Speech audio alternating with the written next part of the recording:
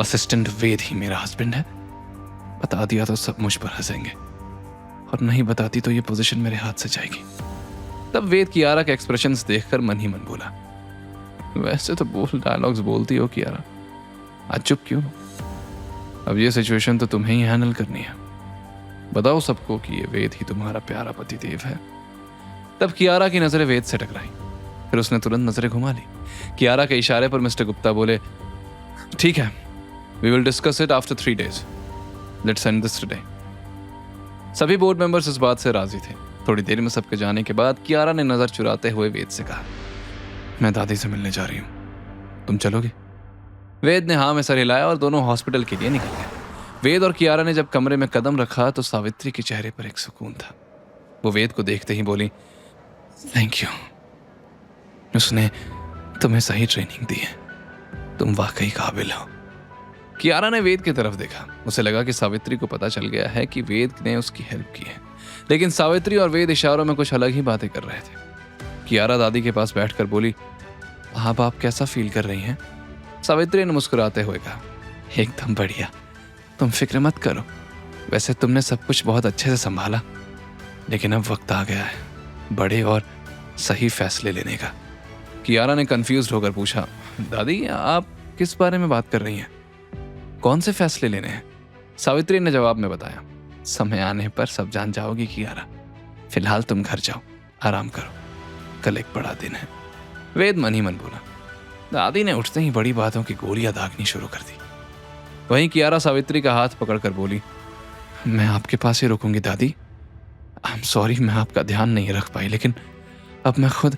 इससे पहले कि कियारा आगे कुछ कहती, सावित्री बोली, क्या फायदा मेरा सावित्री रायजादा होने का अगर मैं एक चुटकी में सर्वेंट्स की फौज ना बुला लूं?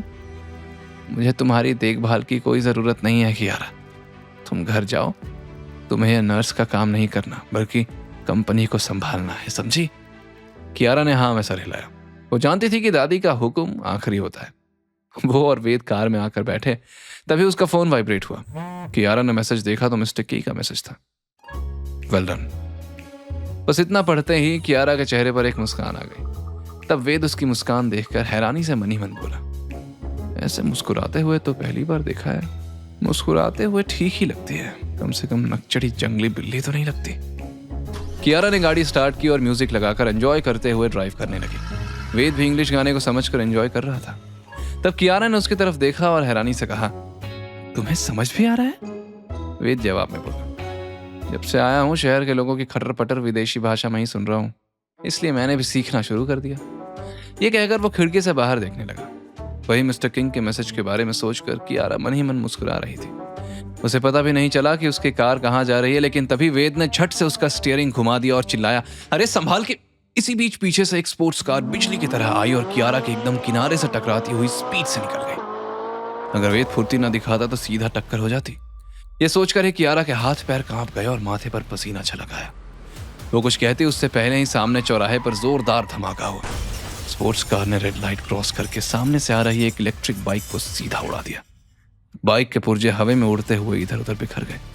उस पर बैठे कपल हवा में उछलते हुए जमीन पर आ गिरे। ये देखकर वेद चिल्लाया, कियारा जल्दी गाड़ी रोको। कियारा ने भौहें चढ़ाई और बोली, वेद अब तुम्हें सड़क पर खड़े होकर तमाशा देखना है? वेद जल्दी से बोला, किसी की जान का सवाल है, गाड़ी रोको। कियारा ने झुंझला कर कहा, ओह गॉड, तुम पुलिस को कॉल करो या एम्बुलेंस बुलाओ, तुम्हारे जाने से क्या फर्क पड़ेगा?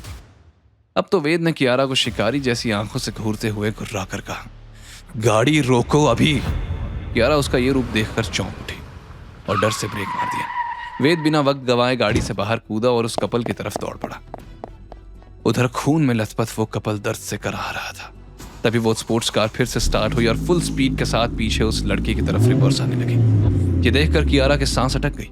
एक बार टक्कर मारना काफी नहीं था, जो वो स्पोर्ट्स कार वाला कपल को दोबारा मारना चाहता था। वहां भीड़ जमा हो चुकी थी और सबको लगा कि अब लड़की का बचना नामुमकिन है। लेकिन तभी वेद हवा की रफ्तार से दौड़ता हुआ आया और नीचे उस लड़की की तरफ कूदा और उसे सीने से लगाकर घूम गया। स्पोर्ट्स कार ने दोनों को उड़ा दिया और वेद और वो लड़की जोर से दूर जा गिरे। कियारा घबराते हुए चिल्लाई, वेद!